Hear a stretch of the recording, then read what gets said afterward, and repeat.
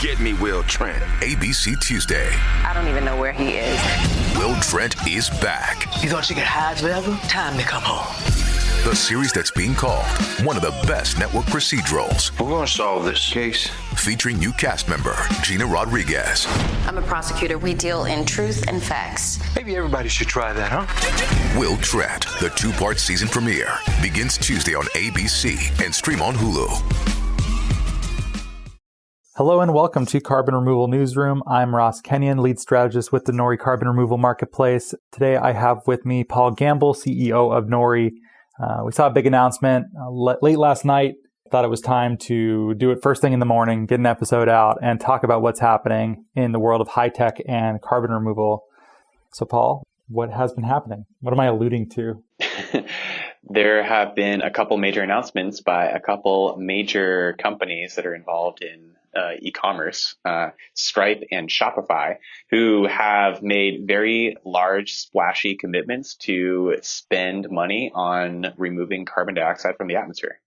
That is a big deal. We have been waiting for stuff like this for a long time, and now it seems to be just an avalanche of stuff. I think more to come, right? Yeah, I mean, this is like super exciting for us because this is what we foresaw years ago when we started this company. We knew that there was going to be an increased amount of demand for removing carbon from the atmosphere. And so we built Nori to be able to service that demand. And now we have these big companies making really, really audacious commitments to pay for doing so.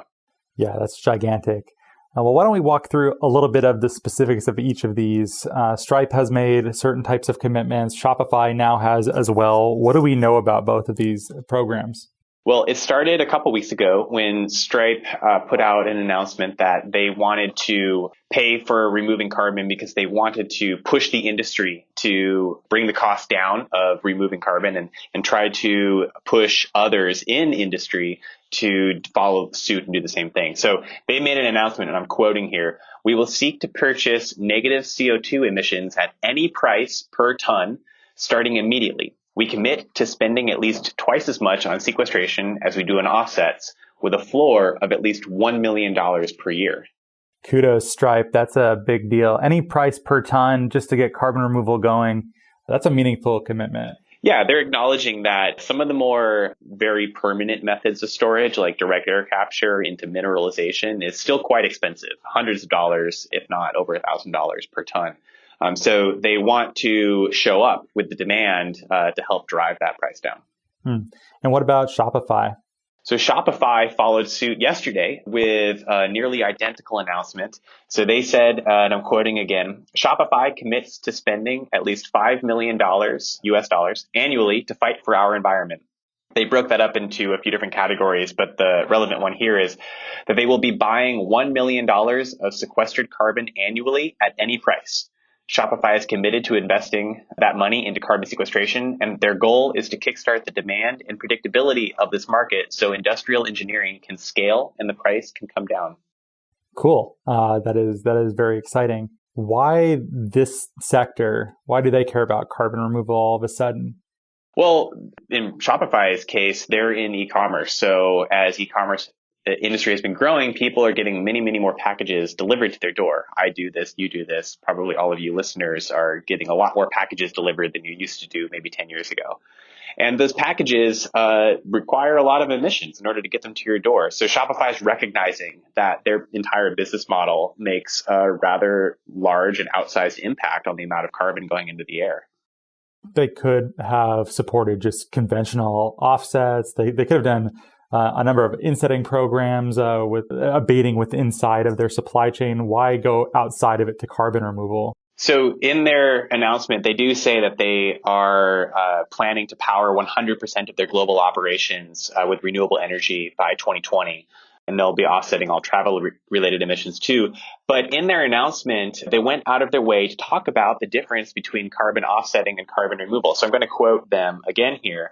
This is Shopify? This is Shopify, yeah. "Plus, carbon offsets don't often reduce carbon in the air. At best, they slow emissions. At worst, they fund ineffective projects. Even if we could offset all future emissions, there's still too much in the air right now. Offsets are better than nothing, but they're not good enough. I love it when we see Nori rhetoric mirrored. I have no idea which direction the causality runs, if we were just picking up on something in the ether, or if someone read something that we did, or if this is now just becoming mainstream. I don't know where exactly it falls, but I love it in any of those cases. I think it's a mix of all of those, most likely. As I was reading the Shopify announcement, it was just fun because it seemed like I was reading the Nori white paper. It's basically the same perspective and point of view on this. So I'm really excited to see that. And I fully expect to see many more companies following suit. This is not going to stop with just these two tech companies. These are dominoes falling, and this is part of a larger trend that the world's moving towards. What do you think happens inside of these sustainability offices at big companies? Because clearly they want the value to their brand of being seen as supporting something that's cutting edge and more effective seems like why they would support a lot of something like carbon removal, right? Yeah, I think that we're in a really transitional moment right now. So for the past 20 years, there have been some pretty small scale experiments in creating carbon offsetting markets. I say small because the amount of offsets that have ever been sold is minuscule in comparison to the total amount of emissions over that time. So we've learned a lot of lessons from the way that those markets have run, and it's time to build the next generation and create solutions that actually remove carbon dioxide from the air. And there's a growing recognition from sustainability officers, from consumers, from employees of companies like the employees at Amazon who are organizing walkouts next week. There's just a growing recognition all around the world that we have to move on to removing carbon from the atmosphere. Well, that's great. So then you think this is the beginning of a trend? We're going to see a lot more of this? Absolutely. This is when I started working on the concept of what might eventually become Nori back in 2015, I was looking at it and thinking, well, emissions are high and going up, and we've emitted way too much already. So it seems to me, seems fairly obvious that the demand for removing carbon is only ever going to increase. It's like a business model that can't fail. Of course, people are going to want to pay for removing carbon dioxide because they will have to. So this is just the beginning of getting a large number of people rallied around this cause. Have you seen any rumblings, or are you willing to make any predictions on who might follow Shopify and Stripe?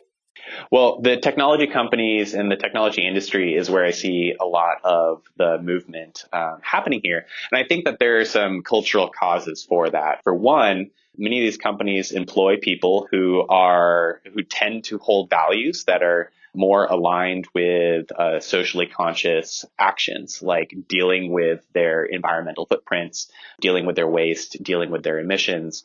People who work in the technology industry, I won't say this for every single person, but I think as a general rule, people in the technology industry are doing so because they want to make the world a better place. And so the idea of removing carbon dioxide emissions from the atmosphere in order to help solve climate change very much aligns with that. So we're seeing companies being pushed by their employees, by their shareholders, and by their customers to take action, and they're responding in kind. Well, terrific. I hope you're right. I hope we see more of it. I think you're onto something, and I think that is a trend. So we'll keep our eyes peeled for more announcements. Hopefully they're fast and frequent. That's my hope. I hope we can do many more shows about this. I would love to do many more shows about these. These are easy shows to produce too, so I don't mind. Great. Well, is there anything I didn't ask you that I should have? No, we're good. Covered it. Okay, well, thank you. That was Paul Gambill, CEO of Nori. Thanks so much for listening. If you like what we're doing here, please rate and review us on iTunes or Apple Podcasts.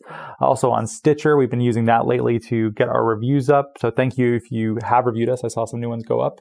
And thank you so much for listening.